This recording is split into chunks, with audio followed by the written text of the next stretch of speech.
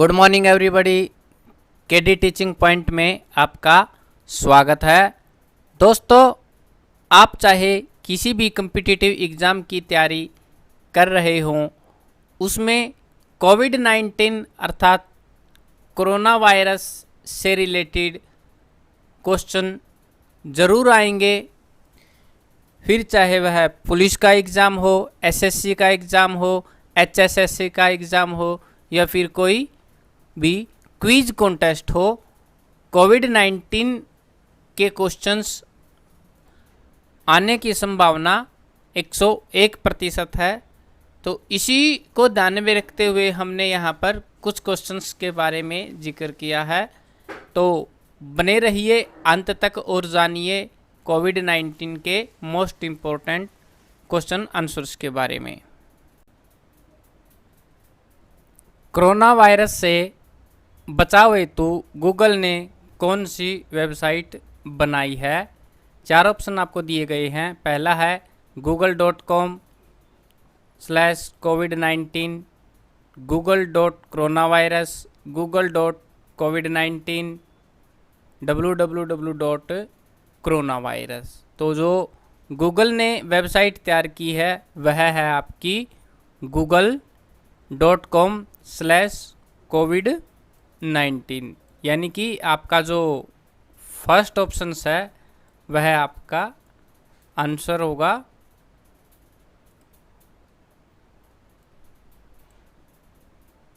दूसरा क्वेश्चन है आपका, कोरोना वायरस का अस्थायी नाम क्या था? कोविड-19, corona virus, 2019 nCoV, corona virus 2020। तो जो कोरोना वायरस का अस्थायी नाम दिया गया था वह दिया गया था आपका 2019 nCoV। थर्ड ऑप्शन आपका सही होगा। देखिए, सभी क्वेश्चनों को आपको ध्यान से देखना है ताकि जब भी एग्ज़ाम में आए तो आपसे कोई गलती न हो। थर्ड क्वेश्चन है आपका, किस संस्था ने कोरोना वायरस के खतरे को देखते हुए बायोसूट तैयार किया? 4 ऑप्शंस आपको दिए गए हैं, DRDO, CRPF, ISRO और WHO। तो जो बायोसूट तैयार किया था वह तैयार किया था हमारी DRDO ने। DRDO की फुल फॉर्म है आपकी defence research and development organisations. Fourth question है आपका, कोरोना वायरस किस आकार का होता है? जो कोरोना वायरस है वह आपका क्राउन शेप का होता है। इस अर्थात थर्ड ऑप्शन आपका सही होगा, यानी कि कोरोना जो वायरस है उसका जो आकार है वह क्राउन शेप का पाया गया है। फिफ्थ क्वेश्चन आपका, कोरोना वायरस किस अंग को प्रभावित करता है? देखिए, जो कोरोना वायरस है वह नाक तथा मुंह के द्वारा हमारे शरीर में प्रवेश करता है और सबसे पहले हमारे गले में इन्फेक्शन करता है तथा उसके बाद हमारे फेफड़ों में जाकर के हमारी जो श्वास नली है उसको ब्लॉक कर देता है, जिससे व्यक्ति की मृत्यु तक हो जाती है। अर्थात जो कोरोना वायरस अत्यधिक प्रभावित करता है वह हमारे फेफड़ों को प्रभावित करता है। छठा क्वेश्चन है आपका, कोरोना वायरस की जांच के लिए कौन सा टेस्ट किया जाता है?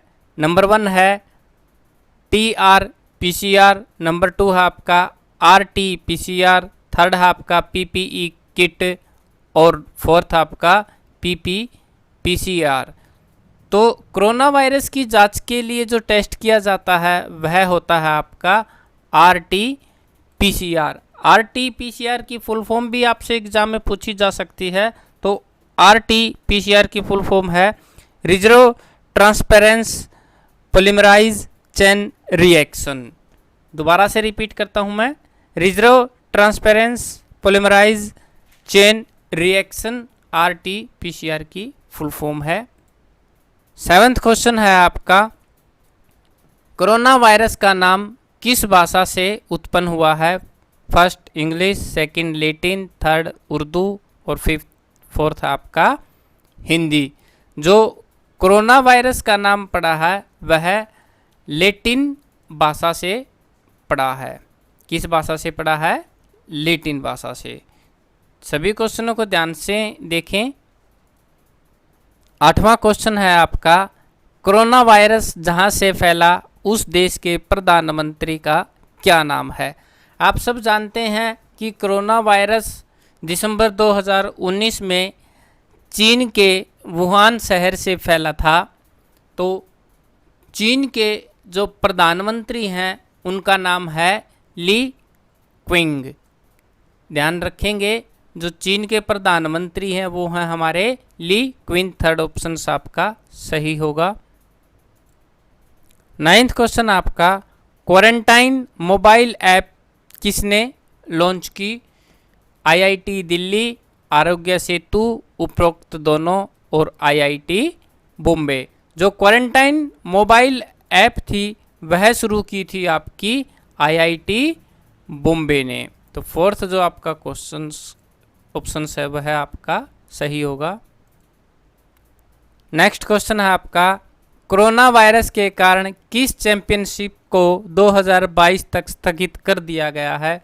देखिए, आप सब जानते हैं कि कोरोना वायरस पूरे विश्व में फैला हुआ है और कोरोना वायरस के कारण सभी सुविधाएं बंद हो गई हैं। तो इसी प्रकार जितने भी हमारे गेम्स थे उन्हें भी स्थगित कर दिया गया है। तो जो कोरोना वायरस के कारण चैंपियनशिप थी जिसे 2022 तक स्थगित कर दिया गया, वह चैंपियनशिप थी हमारी वर्ल्ड एथलेटिक्स चैंपियनशिप। कौन सी थी आपकी? सेकंड ऑप्शन जो आपका वर्ल्ड एथलेटिक्स चैंपियनशिप को 2022 तक स्थगित कर दिया गया है। नेक्स्ट है आपका, कोरोना वायरस के बचाव हेतु विकसित की गई स्वदेशी किट का क्या नाम है? 4 ऑप्शंस आपको दिए गए हैं, पीपीई किट, पैथोडिटेक्ट्स, पतंजलि किट और भारतीय सुरक्षा कवच। तो जो स्वदेशी किट कोरोना वायरस के बचाव के लिए तैयार की गई थी उस किट का नाम था पैथोडिटेक्ट्स। सेकंड ऑप्शन आपका सही होगा। नेक्स्ट है आपका, कोरोना वायरस के समय पीएम केयर फंड में पैसा जमा कराने के लिए किस बैंक को चुना गया है? नंबर 1 है आपका State Bank of India, number 2 Punjab National Bank, number 3 Indian Overseas Bank और नंबर 4 यूको बैंक। पीएम केयर फंड का पैसा जमा कराने के लिए जो बैंक चुना गया था उस बैंक का नाम है इंडियन ओवरसीज बैंक। 13वां क्वेश्चन है आपका, कोरोना वायरस से बचने के लिए भारत सरकार ने कौन सा ई लर्निंग प्लेटफॉर्म तैयार किया है? नंबर 1 है आपका MyGov.in, आई गोट, नंबर 3 आपका covid19.com कोरोना वायरस ऐप। जो कोरोना वायरस से बचाव के लिए जो ई लर्निंग प्लेटफॉर्म तैयार किया गया है उस प्लेटफॉर्म का नाम है आई गोट, यानी कि सेकंड ऑप्शन इस क्वेश्चन का आंसर होगा।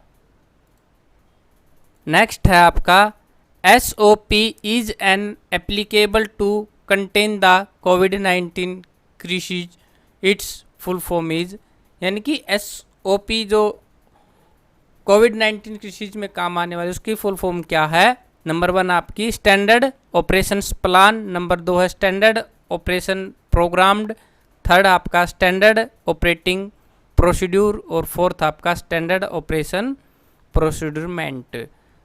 तो SOP की जो फुल फॉर्म है वह आपकी स्टैंडर्ड ऑपरेटिंग प्रोसीड्यूर। तो थर्ड जो ऑप्शन है इसका सही आंसर होगा स्टैंडर्ड ऑपरेटिंग प्रोसीड्यूर।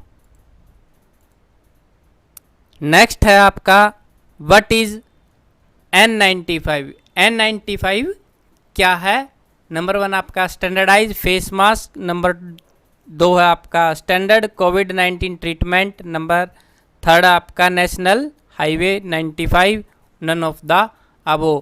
आप सब जानते हैं कि N95 जो है वह आपका एक स्टैंडर्डाइज फेस मास्क है जो हमें कोविड-19 कोरोना वायरस के संक्रमण से बचाने में हमारी सहायता करता है। तो फर्स्ट जो इसका ऑप्शन है वह आपका आंसर होगा।